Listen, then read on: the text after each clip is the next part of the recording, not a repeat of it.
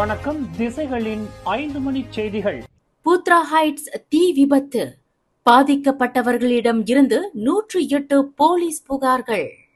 கடந்த செவ்வாய்க்கிழமை நிகழ்ந்த பூத்ரா ஹைட்ஸ் தீ விபத்து சம்பவம் தொடர்பில் பாதிக்கப்பட்டவர்களிடம் இருந்து 108 போலீஸ் புகார்கள் பெறப்பட்டுள்ளன. நிலத்தடி எரிவாயு குழாயில் ஏற்பட்ட இத்தீயினால் தங்கள் வீடுகள், வாகனங்கள் மற்றும் உடைமைகள் கடுமையாக பாதிக்கப்பட்டுள்ளதாக சம்பந்தப்பட்டவர்கள் புகார் அளித்துள்ளனர் என்று உள்துறை துணை அமைச்சர் டத்தோ ஷம்சுல் அன்வர் நசரா தெரிவித்துள்ளார். காப்புறுதி இழப்பீடுகளை கோருவதற்கு ஏதுவாக அவர்கள் இப்புகார்களை அளித்துள்ளனர். எனினும் போலீஸ் புகார்களின் எண்ணிக்கை மேலும் அதிகரிக்கும் என்று எதிர்பார்க்கப்படுவதாக அவர் குறிப்பிட்டார். சம்பந்தப்பட்டவர்களுக்கு உதவுவதிலும் அவர்களின் வீடுகளில் திருட்டுச் சம்பவங்கள் போன்றவை நிகழாமல் இருப்பதற்கும் அவற்றை பாதுகாப்பதிலும் அரச மலேசிய போலீஸ் படை உறுதி பூண்டிருப்பதாக அவர் தெரிவித்தார். ஹரிராயா பெருநாளுக்கு தங்கள் கிராமங்களுக்கு திரும்பியவர்கள் நாளை வெள்ளிக்கிழமை முதல் தலைநகருக்கு திரும்பக்கூடும்.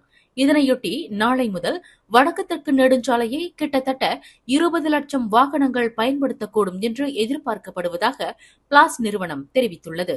நாளை ஏப்ரல் 4ஆம் தேதி தொடங்கி 6ஆம் தேதி ஞாயிற்றுக்கிழமை வரையில் அதிகமான வாகனங்கள் வடக்கு தெற்கு நெடுஞ்சாலையை பயன்படுத்தும் என்று பிளாஸ் நிறுவனம் இன்று வெளியிட்டுள்ள ஓர் அறிக்கையில் தெரிவித்துள்ளது.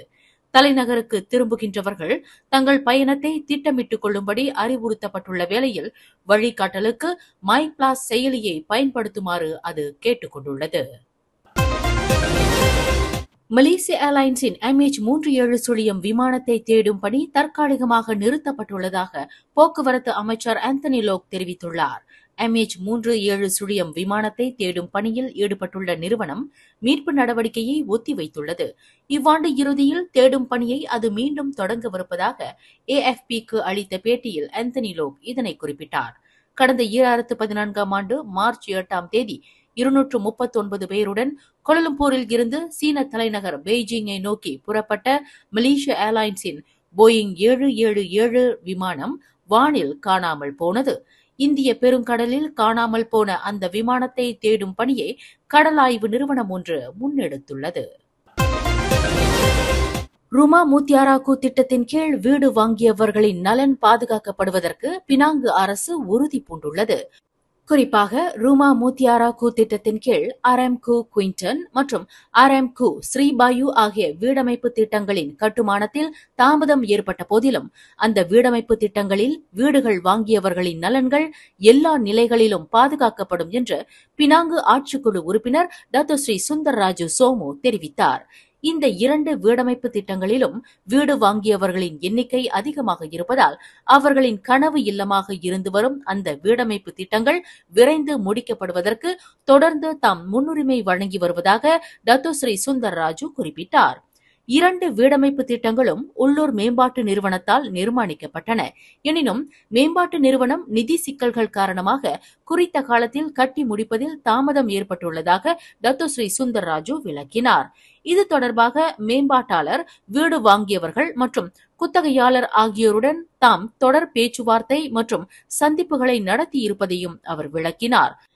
தவிர இன்னும் கட்டி முடிக்கப்படாத வீடமைப்பு திட்டங்கள் என வகைப்படுத்தப்பட்டுள்ள இந்த 2 வீடமைப்பு திட்டங்கள் குறித்து வீடமைப்பு ஊராட்சித்துறை அமைச்சின் தனியார் வீடமைப்பு திட்ட கண்காணிப்பு பிரிவின் உதவி தலைமை இயக்குநர் சுங் ஜங் ஹாருடன் தாம் சந்திப்பு நடத்தியதாகவும் அறிக்கை ஒன்றை கோரியிருப்பதாகவும் டத்தோ ஸ்ரீ சுந்தர் ராஜு விளக்கினார்.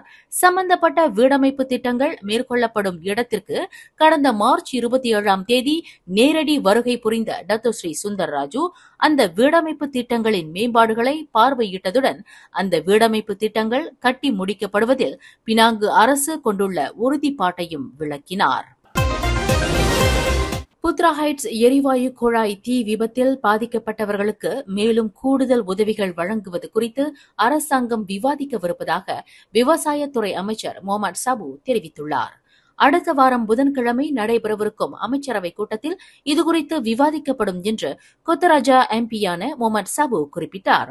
பாதிக்கப்பட்டவர்களுக்கு தலா 2500 ரிங்கிட் ரொக்க உதவியும், சேதமுற்ற வீடுகளின் உரிமையாளர்களுக்கு தலா 5000 ரிங்கிட்டும் வழங்கப்படும் என்று பிரதமர் டத்தோஸ்ரீ அன்வார் இப்ராஹிம் அறிவித்துள்ளார்.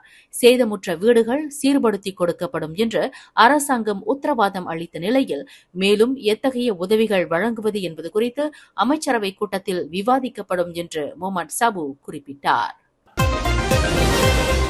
மலேசியர்களை மியான்மருக்கு கொண்டு சென்று மனித வணிகத்தில் ஈடுபடுத்தியதாக 2 மலேசியர்கள் ஜோஹர் பத்துபஹாட் செஷன்ஸ் நீதிமன்றத்தில் இன்று குற்றம் சாட்டப்பட்டனர். 26 வயது வாங் ஜுன்வே மற்றும் 20 வயது ஜாஸ்பர் யான் என் வாய் என்ற அந்த 2 மலேசியர்கள் நீதிபதி அருண் நோவல் தாஸ் முன்னிலையில் நிறுத்தப்பட்டு குற்றச்சாட்டு வாசிக்கப்பட்டது. இவ்விருவரும் கடந்த 2024 ஆண்டு டிசம்பருக்கும் 2025 ஆண்டு பிப்ரவரிக்கும் இடைப்பட்ட காலத்தில் இக்குற்றத்தை புரிந்ததாக நீதிமன்றத்தில் தெரிவிக்கப்பட்டது. குற்றவாளி என்று நிரூபிக்கப்பட்டால் கூடியபட்சம் 20 ஆண்டு சிறை மற்றும் அபராதம் விதிக்க வகை செய்யும் குற்றவியல் சட்டத்தின் கீழ் இருவரும் குற்றச்சாட்டை எதிர்நோக்கியுள்ளனர்.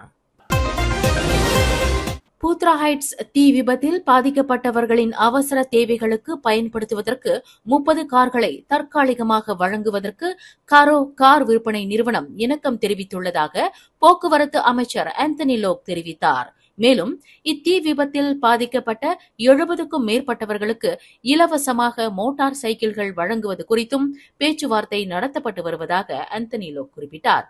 பாதிக்கப்பட்டவர்களுக்கு மோட்டார் சைக்கிள்கள் தேவைப்படுமானால் ஸ்லாங்கூர் மாநில ஆட்சிக்குழு உறுப்பினர் இங் ஜி ஹான் அலுவலகத்தில் தங்களை பதிவு செய்து கொள்ளலாம் என்று ஆந்தனி லோக் தெரிவித்தார்.